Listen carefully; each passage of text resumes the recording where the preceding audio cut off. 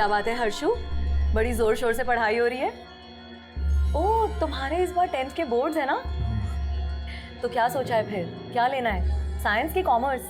Arts. Arts? हाँ। तुम ना बिल्कुल मेरी तरह हो, मैंने भी आर्ट्स ही लिया था पता है। तो फिर तो आप मुझे ट्यूशंस भी दे सकती है ना? चलो ये ट्यूशन व्यूशन की बातें कल कर लेना, अब सोने का समय हो गया है, चलो। ठीक है माँ, अब आप और मासी ऊपर सो जाइए, मैं पापा का बिस्तर यहाँ लगा दूंगा।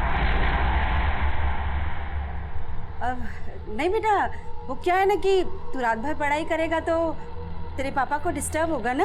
हाँ, तो हम तीनों एक ही कमरे में सो जाते हैं ना। मैं और तेरी मासी बेड पर सो जाएंगे और तेरे पापा नीचे चटाई बिछा के सोएंगे। जी क्यों, ठीक है ना? हाँ ठीक है, अब तो पढ़ाई कर, चल।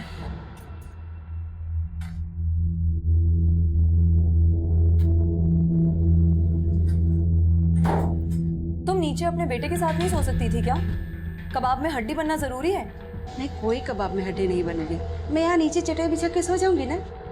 फिक्र मत कर। नीलिमा, तुम्हें नीचे चटाई चुभेगी, रुको मैं चादर ला दूं। ये बिछा लो। लाओ, मैं कर लूंगी। लो उधर जाओ। वाह प्रमोद, तुम तो बड़े केयरिंग हो, लेकिन अब तुम्हारी देखभाल की जरूरत मुझे है।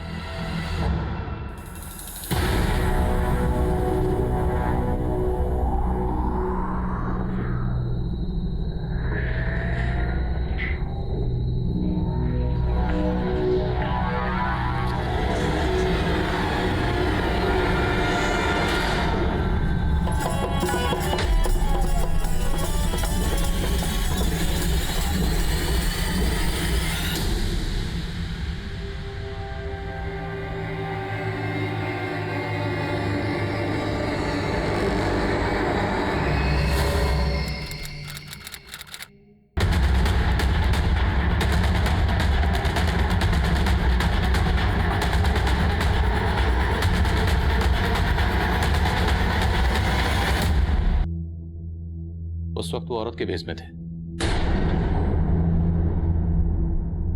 अब इसके पीछे कोई ना कोई वजह तो होगी। आपको कुछ अंदाजा? मुझे कुछ समझ नहीं आ रहा था, लेकिन पिछले कुछ दिनों से वो बहुत परेशान रहते थे। अजीब अजीब सपने आते थे उनको। सपने? कैसे सपने? उन्होंने कभी बताया नहीं, बस यही बोलते थे कि बुरे सपने बता दो तो सच हो जाते। और वो ये सपने कब से देख रहे थे? पिछले 3 महीनों से साहब, जब से उनकी बहन पूजा उन्हें छोड़कर चली गई। बहन क्यों छोड़ के गई? उसका एक लड़के के साथ चक्कर था साहब। गजेंद्र जी को ये सब पसंद नहीं था।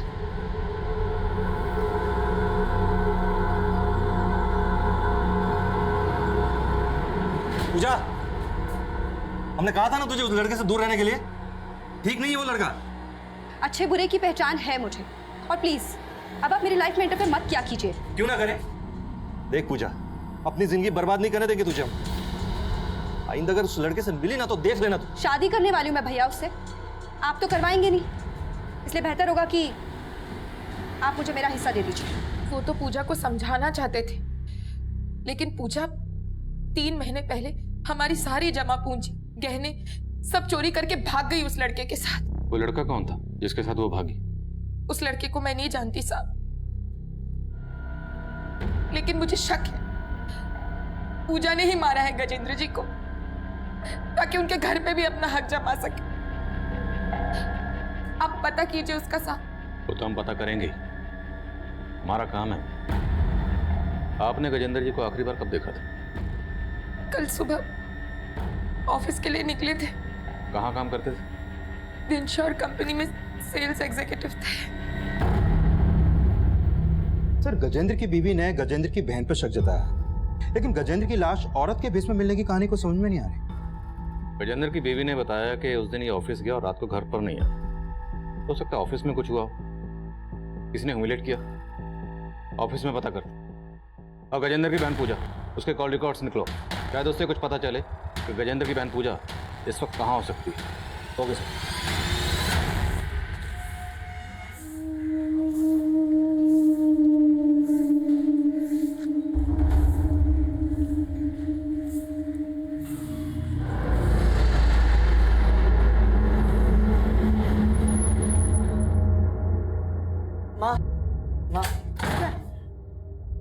आप वो सीमा मौसी को कहीं और किराए पे लेके रहने को कहिए ना, उनके रंग ढंग अच्छे नहीं लग रहे। ये कैसी बातें कर रहा है तू? क्या बात है? आप जब कल घर पे नहीं थी ना, तो आपको पता है क्या हो रहा था? क्या हुआ?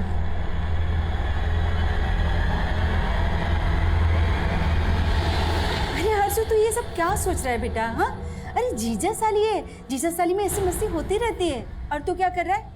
पढ़ाई छोड़ के इन सब में ध्यान दे रहा है। सिर्फ पढ़ाई पे ध्यान दे, समझा मेरी बात?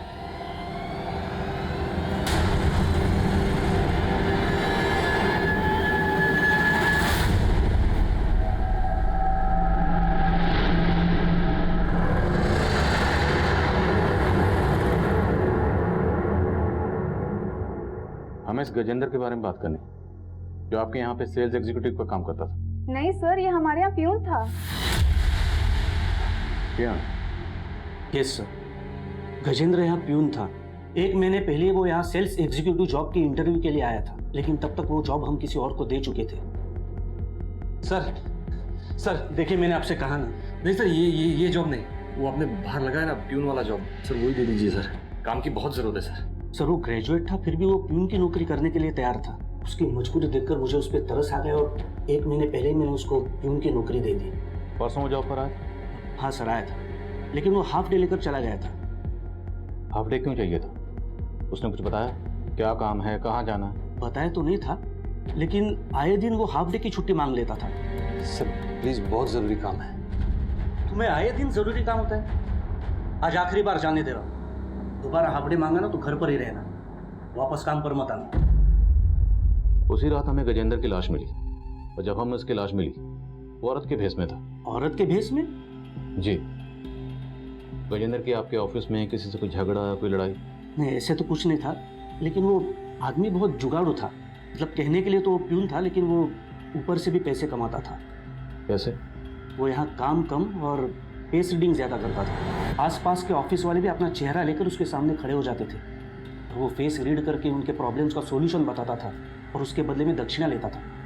क्या पता सर, ऐसे ही क्लाइंट्स उसके बाहर भी हो और वो हाफ डे लेकर उन्हीं से मिलने जाता होगा। गजेंद्र ने जिस डेट को हाफ डे लिया था, मुझे इनकी डिटेल चाहिए। Okay sir.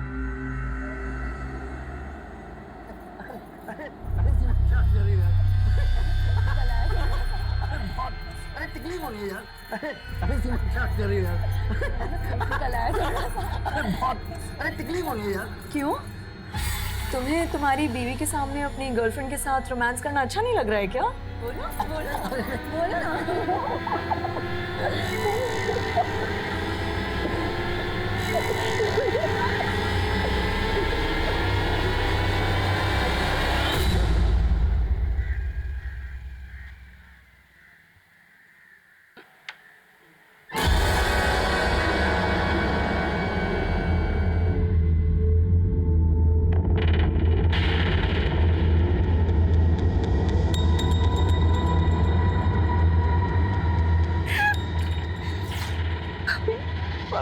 कैसे हो गया भैया के साथ?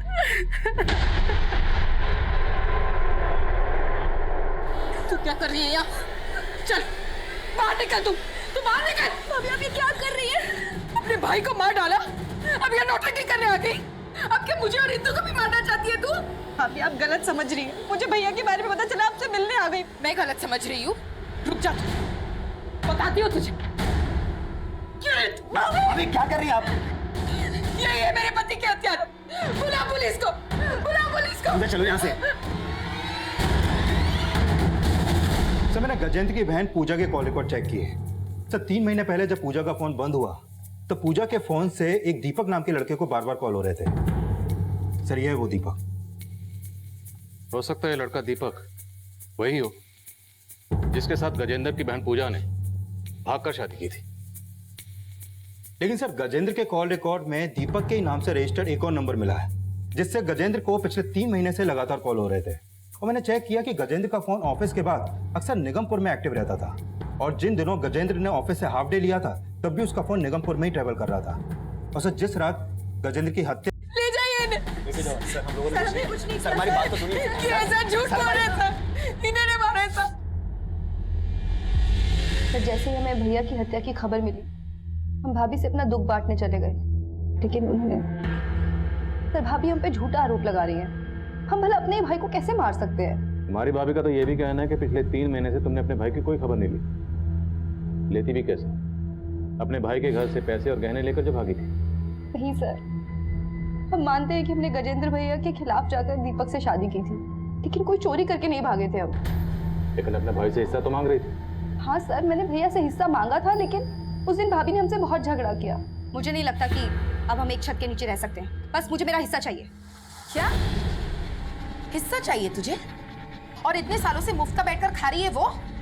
कोई हिस्सा वैसा नहीं मिलेगा। कोई नहीं, तुम्हें इसमें पढ़ने की जरूरत नहीं है। हम बात कर रहे हैं ना पूजा से। और फिर भैया और मैंने प्यार से समझौता कर लिया। सर भैया ने खुद मुझे कुछ पैसे और गहने दिए थे और उन्होंने बोला कि जब घर बिकेगा तो वो बाकी का हिस्सा भी दे देंगे। लेकिन सर उन बातों का गजेंद्र भैया की हत्या से कोई लेना देना नहीं है। तो किन बातों का लेना देना? और तुम दीपक, पिछले 3 महीने से तुम लगातार गजेंद्र को फोन कर रहे थे। सर मैं गजेंद्र भैया को फोन नहीं करता था। जब हमें तुम्हारे भाई गजेंद्र की लाश मिली उस वक्त वो औरत के भेष में था। ये औरत के भेष का चक्कर क्या है? सर कोई आइडिया नहीं है। सर प्लीज हमने कुछ नहीं किया, प्लीज हमें जाने दीजिए। आप उनकी बातों का भरोसा मत कीजिए साहब। जरूर उन दोनों ने मिलकर गजेंद्र जी को मारा है। उनको हम देख लेंगे, लेकिन आप बोल रही थी कि गजेंद्र अपने ऑफिस में सेल्स एग्जीक्यूटिव थे, लेकिन वो तो वहां पर प्यून का काम करते थे। प्यून? नहीं साहब, ये कैसे हो सकता है? भला कोई बीए पास आदमी प्यून का काम करेगा? लेकिन हमने कंफर्म किया है, गजेंद्र अपने ऑफिस में प्यून ही थे। और उनके ऑफिस से ये भी पता चला है कि वो वहाँ लोगों की फेस रीडिंग करके उनसे दक्षिणा मांगते थे। क्या वो भूत भविष्य बताने का भी काम करते थे? साहब अगर वो किसी का भूत भविष्य जानते तो क्या अपने दिन में ही सुधार लेते? अच्छा, गजेंद्र अपने ऑफिस से आए दिन हाफ डे की छुट्टी लेते थे और उनका फोन अक्सर निगमपुर में एक्टिव रहता था। निगमपुर में कहाँ जाते होंगे? निगमपुर? मुझे इस बारे में कुछ नहीं पता साहब। और आधे दिन की छुट्टी लेकर तो वो कभी घर नहीं आए, उल्टा ओवर टाइम करते थे। रोजाना घर लेट आते थे। उनके ऑफिस वाले झूठ बोल रहे साहब। लेकिन मैं दावे के साथ कह रही हूँ उनकी हत्या पूजा ने ही की है और उनका औरत के भेष में मिलना ये भी उसी का कोई षड्यंत्र है। ये सब क्या चल रहा है माँ? वो औरत पापा के साथ आपके सामने।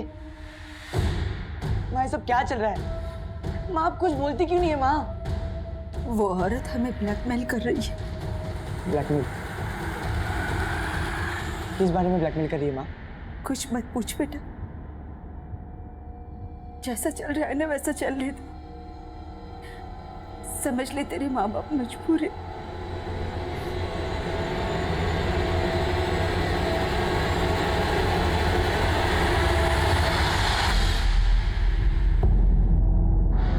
क्या हो रहा है? हाँ?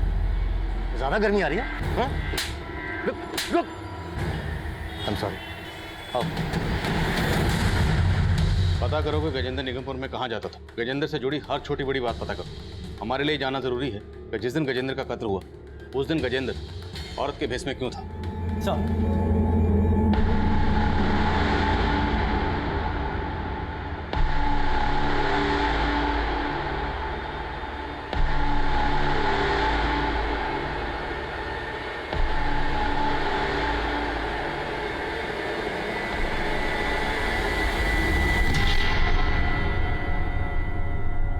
क्या हुआ पूजा?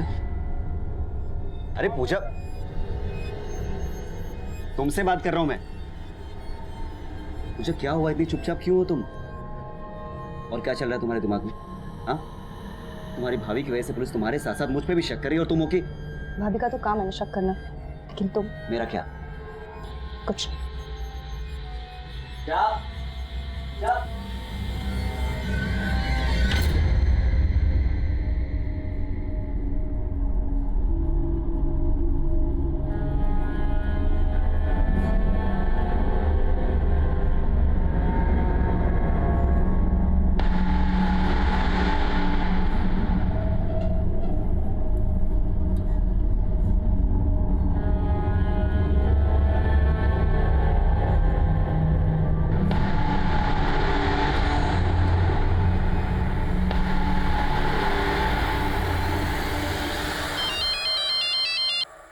हेलो, मोहिनी जी कैसी हैं आप?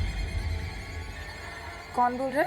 मैं आपका शुभचिंतक बोल रहा हूँ। मैं जानता हूँ कि आपके पति गजेंद्र को किसने मारा। कौन बोल रहे हो तुम? अरे ये जान के क्या करेंगी, लेकिन आप इस गलतफहमी में मत रहिएगा कि आपके पति गजेंद्र को उसकी बहन पूजा ने मारा।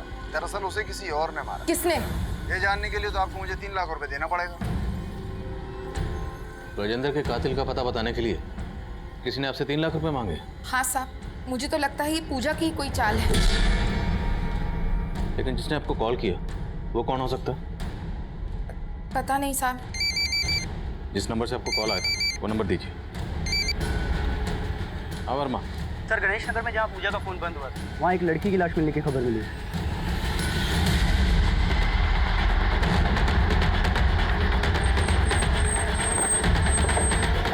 जय हिंद सर। सर, लाश के पास से ये पूजा शर्मा नाम की आईडी मिली।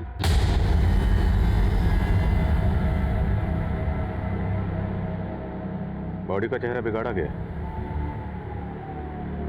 सर, कहीं ऐसा तो नहीं कि ये लाश पूजा की ना हो, किसी और लड़की की हो? मतलब दीपक और पूजा ने किसी और लड़की को मारकर यहाँ गिरा दिया और फिर पूजा की आईडी इस लाश के पास छोड़ दी। Right sir. और मोहिनी को फोन करवाना भी उनकी कोई नई चाल हो सकती है। सर, मैंने ऐसा कुछ भी नहीं किया है और सर पूजा के साथ इतना कुछ हो गया और आप मुझ पे शक कर रहे हैं। अगर वो लाश वाकई पूजा की है तो ये बता कि पूजा को मारने के बाद उसका चेहरा क्यों बिगड़ा? सर, मैंने ऐसा कुछ भी नहीं किया है। बंद कर। तूने नहीं किया तो किसने किया? कहीं ऐसा तो नहीं तूने और पूजा ने मिलकर किसी और लड़के को मार दिया? सर, मैंने ऐसा कुछ भी नहीं किया है। तो किसने किया? पूजा ने किया? बोल। देख sir sir, sir sir sir मैं आपको सब कुछ सच सच बता रहा हूँ, कुछ भी नहीं छुपाऊंगा सर। बोल। सर, ये सच है कि पूजा ने मेरे साथ भाग के शादी की थी और वो पैसे और गहने लेकर आई थी और वो सब कुछ घर से चोरी करके लाई थी। आप पूजा, ये इतने सारे पैसे और गहने कहाँ से लाई तुम? ये गहने मेरे भाभी के हैं और ये पैसे मेरे भैया के। उन्होंने तो मुझे मेरा हिस्सा देने से साफ मना कर दिया था ना, तो बस मैं चोरी करके ले आई। चोरी? हाँ। और अभी तो ये शुरुआत है, अभी भैया को मुझे मेरा हिस्सा भी देना पड़ेगा। सर, उसके भैया भाभी के लिए पूजा के दिल में जहर भरा था। वो गजेंद्र भैया से पैसे निकलवाने के लिए उन्हें फोन करके ब्लैकमेल करती थी। भैया, आपको मुझे अभी 15 लाख और देने हैं। अब अगर आपने मुझे पैसे नहीं दिए ना तो मैं भाभी को बता दूंगी कि आप क्या।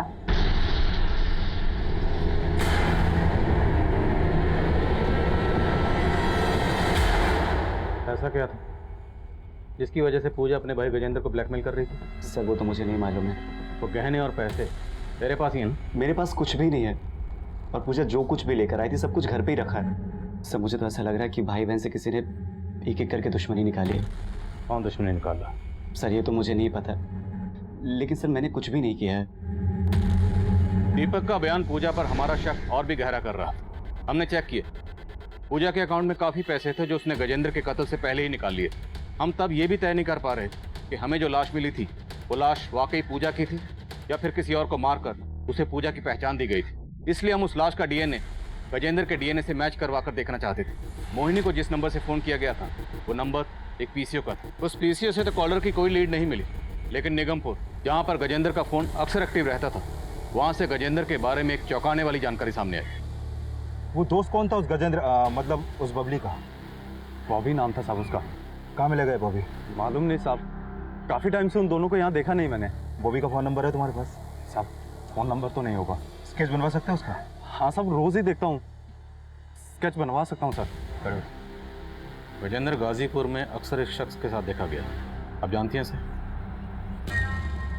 नहीं साहब, लेकिन ये बॉबी नाम है इसका। बॉबी नाम के किसी शख्स को जानती हैं? नहीं साहब, मैं किसी बॉबी को नहीं जानती, लेकिन गजेंद्र जी इस के साथ। देखिए, हमें तो पता चला है कि गजेंद्र भी था और इस बॉबी के साथ मिलकर निगमपुर में धंधा करता था। ये झूठ है साहब, उन्हें बदनाम करने की कोई साजिश है। हमारी इन्फॉर्मेशन पक्की है, गजेंद्र था और निगमपुर में गजेंद्र को लोग बबली के नाम से जानते थे। हो सकता है आप भी जान गई कि आपका पति है और इसलिए आपने अपने पति। ऐसा आरोप मत लगाइए साहब, आप मुझ पर। 10 साल से पति पत्नी थे हम। मैं उन्हें शादी के पहले से जानती थी। गजेंद्र और पूजा कौन से गांव के रहने वाले थे? साहब, वो तो यहीं रहते थे। अब उनका गांव कहाँ है वो मुझे नहीं पता। किनर था बॉबी, उसकी क्या लीड है? सर फिलहाल बॉबी का कुछ पता नहीं लग पा रहा है, लेकिन हमारी टीम लगी हुई है। हमारे लिए बॉबी की लीड बहुत ज़रूरी है कि जिस लड़की की लाश हमें मिली थी वो लाश वाकई पूजा की है या दीपक और पूजा दोनों मिलकर कोई गेम कर रहे हैं।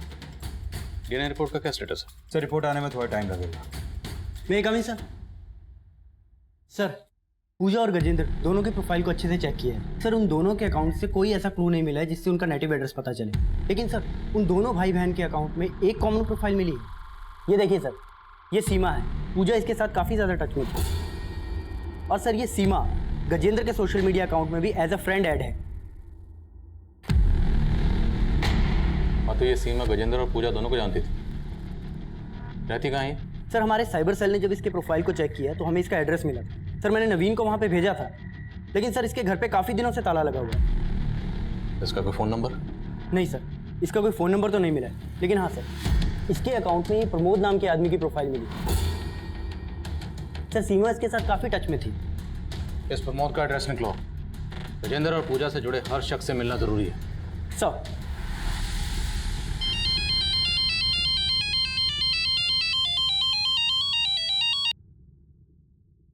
हेलो। कैसी हो मोहिनी जी?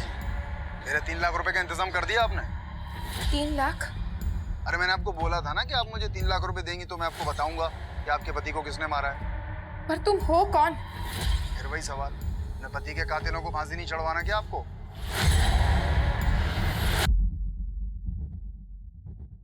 सर अभी अभी गजेंद्र की बीवी मोहिनी को एक कॉल आया था।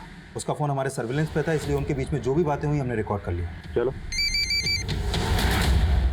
जी मोहिनी जी, हमें मालूम है आपको अभी फ़ोन आया था। मुझे भी कुछ समझ में नहीं आ रहा, वो कौन आदमी है जो बार बार फोन करके ये सब बोल रहा है? मोहिनी जी, ये जो कोई भी है आपकी जान पहचान का ही है। हमें जानने वाला? जी। आपको आइडिया है ये कौन हो सकता है? नहीं साहब। कोई बात नहीं, हम पता लगा रहे हैं। तो जिस नंबर से अभी मोहिनी को कॉल आया है वो नंबर एक दूसरे पीसीओ का था। अपने कांस्टेबल को भेजा है वहाँ पर। लगता तो नहीं उस पीसी से कोई लीड मिलेगी, क्योंकि ये जो भी है बहुत शातिर है। हर चाल बहुत सोच समझ के चल रहा है। ये सब गजेंद्र की बीवी मोहिनी की तो कोई चाल नहीं। देखने में तो सीधी साधी लगती है, बट यू नेवर नो। हो सकता है ये सारे कॉल्स वो खुद ही किसी से करवा रही है ताकि हमें उस पर शक ना हो। देखते हैं। सर सीमा जिस प्रमोद नाम के आदमी के साथ टच में थी उसका हमने सोशल मीडिया अकाउंट से एड्रेस निकाल लिया। गुड।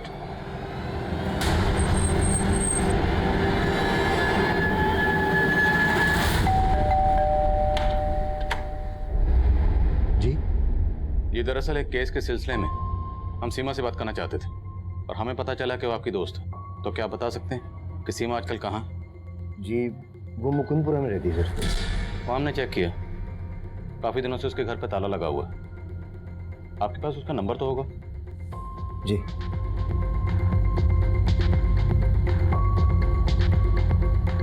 स्विच ऑफ है सर। कोई दूसरा नंबर है उसका? नहीं सर। आपको कुछ आइडिया है आजकल कहाँ हो सकती है? नहीं सर, कोई आइडिया नहीं। ये गजेंद्र और ये पूजा, इन दोनों का मर्डर हुआ और सीमा सोशल मीडिया के जरिए इन दोनों के टच में थी। आप जानते हैं? नहीं सर, मैं इन दोनों को नहीं जानता। Thank you. आई थिंक ये जरूर कुछ छुपा रहा है। आस पड़ोस में इसके बारे में सब कुछ पता करो। Okay sir. हाँ शर्मा बोलो। सर गजेंद्र के घर की रजिस्ट्री पेपर से उसके गांव का पता चला है। तो सहारनपुर के उनिया गांव का रहने वाला है। तुरंत वहाँ जाओ, गजेंद्र और पूजा के बारे में सब कुछ पता करो। Okay sir.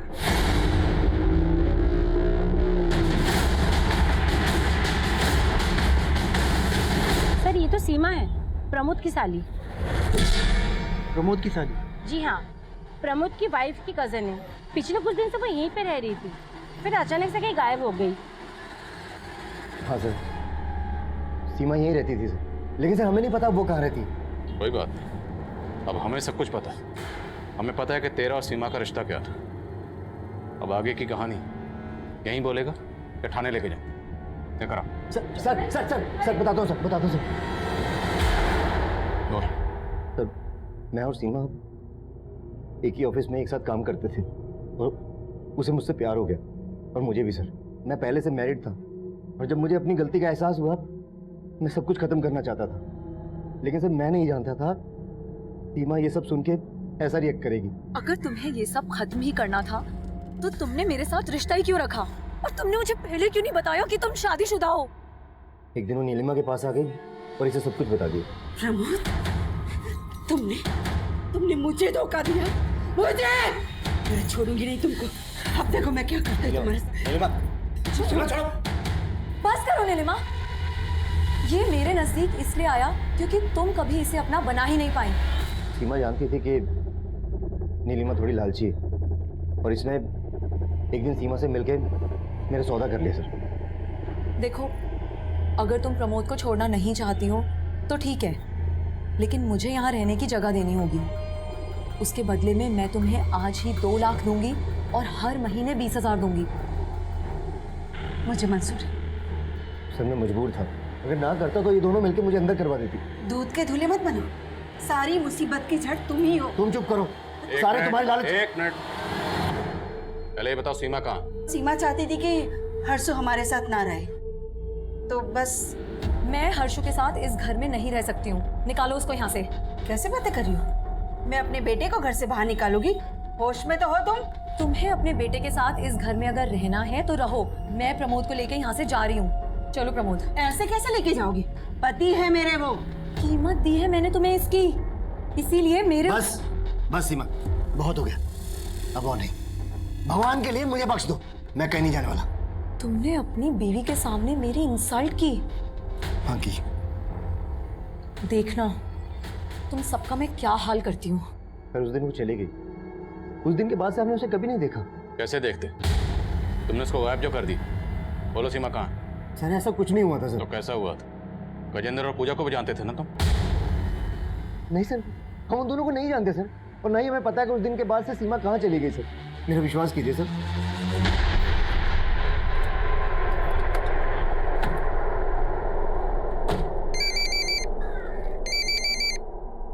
हाँ तिवारी। सर गजेंद्र के गांव से कई चौंकाने वाली बातें पता चली हैं। वो सीमा जिसके पूजा टच में थी वो गजेंद्र और पूजा की बहन। सीमा गजेंद्र और पूजा की बहन? हाँ सर, ये तीनों बच्चे गिरधारी और सावित्री के थे। गिरधारी की मौत काफी पहले ही हो गई थी, फिर उनकी माँ ने एक रमेश नाम के आदमी से शादी की थी। सर ये रमेश नौटंकी ग्रुप चलाता था और 20 साल पहले उसकी भी हत्या हो गई।